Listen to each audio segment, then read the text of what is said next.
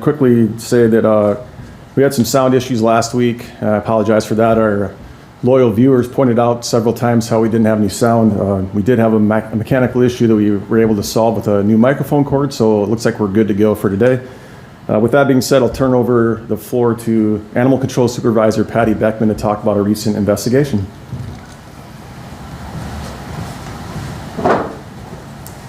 Good morning. My name is Patty Beckman. I am the Animal Control Supervisor.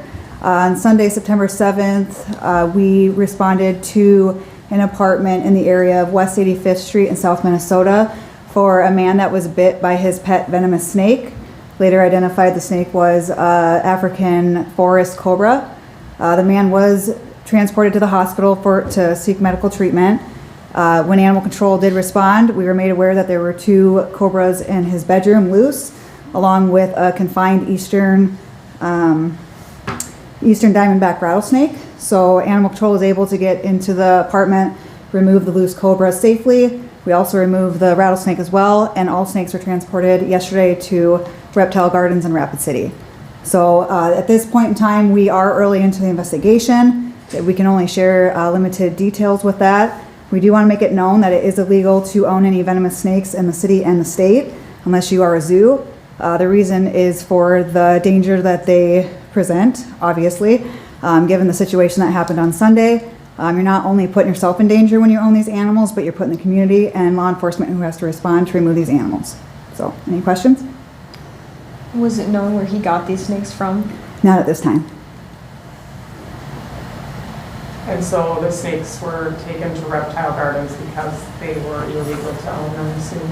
Yes, we don't have anywhere safely to secure venomous snakes. So all 3 of the snakes were venomous. The 2 were the African forest cobras, and then the diamondback or the eastern diamondback rattlesnake. So they are the closest facility that would be able to safely house them. Do you have an update on the person's condition? I do not at this time. We don't have any medical updates. Do you know if the man is going to be charged at all for? We are still investigating that. Like I said, we're early into the investigation, so we still need to look at more things before the case is closed. How often do you see cases like this with snakes? Not very often. We do see some exotic non-venomous snakes, but we very rarely see venomous snakes. This is probably the first case within, I'd say, 5 or 6 years. Did all of the snakes have enclosures? The 2 cobras were in totes, and then the rattlesnake was in a glass enclosure. So not very secured enclosures. Do you know how long the man had these snakes? We do not at this time. Did you say which snake it was that got him? He did own 2 of the cobras, so it was one or the other of the cobras that he had. They were both African forest cobras. Do you know what that escaped from? Did it escape from a tote or the enclosure? Or? Yes, both of the cobras were in they were plastic both. totes. Yep, it's just the rattlesnake was in a glass. So the enclosure. rattlesnake was confined? Yes, yep. And like I said, we got all snakes out of the apartment, so there's no threat to the community at this time, and they were safely transported to Rapid City. Did you say where on him he was bit by the snake?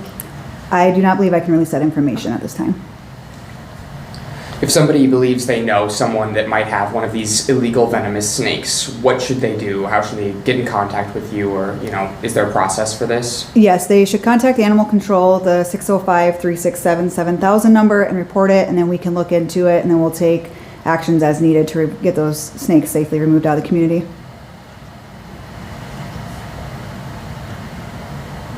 How deadly is that snake, generally?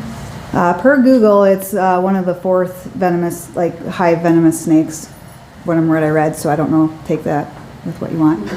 I'm not very knowledgeable on the cobras. So is the person still hospitalized, or do you know? At this point, I have not received any medical updates. We will be following up this week. Were they hospitalized? They were transported to the hospital, yes.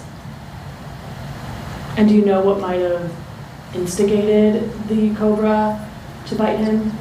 I believe that the totes were knocked over and he stepped on one of the cobras, so. Okay.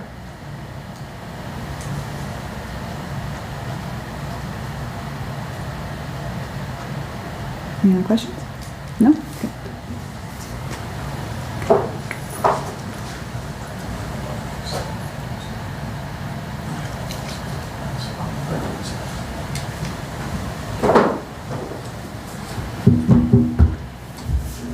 Okay, thanks. The log today, one thing to go over in the log was a fraud report we received yesterday afternoon. This involved a 66-year-old victim who called the police to report that there was a man that she knew that was in an accident in Mexico City and went to a hospital, and she was unable to get a hold of him. The officer taking this call was able to quickly realize that the victim in this case was involved in a scam that later we found out information involved gift cards. Getting further into the investigation, the officer was able to determine that the victim had received a friend request or met a man that she didn't know on Facebook. Started up a conversation with this person over the period of the last 9 months.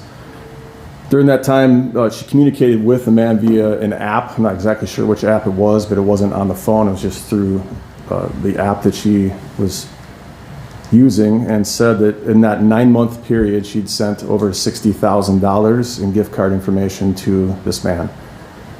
At this point, there's a number of different stories that she was given by the man as far as why he needed the money, just various reasons.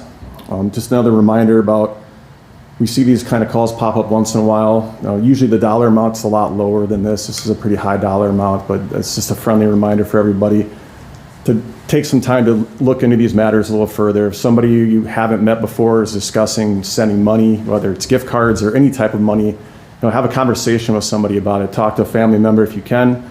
Call the police department. We take calls like that all the time as far as people who get caught up in scams and want to know what to do, or if they get an email or some type of communication that they're a little bit leery of, that just take the extra few minutes to have a conversation with somebody. Unfortunately, in this case, our victim lost $60,000. It's next to impossible to get that money back, especially when it's sent in gift cards. It usually involves the gift card number being given to the suspect right away. The money is used quickly, and it's hard to recoup those funds. So just another reminder on that. Any questions about all of those type of scams? I know we've touched on it quite a bit in the past. So. Other than that, I have nothing else unless anybody has any other questions today. All right, thank you. Have a good day.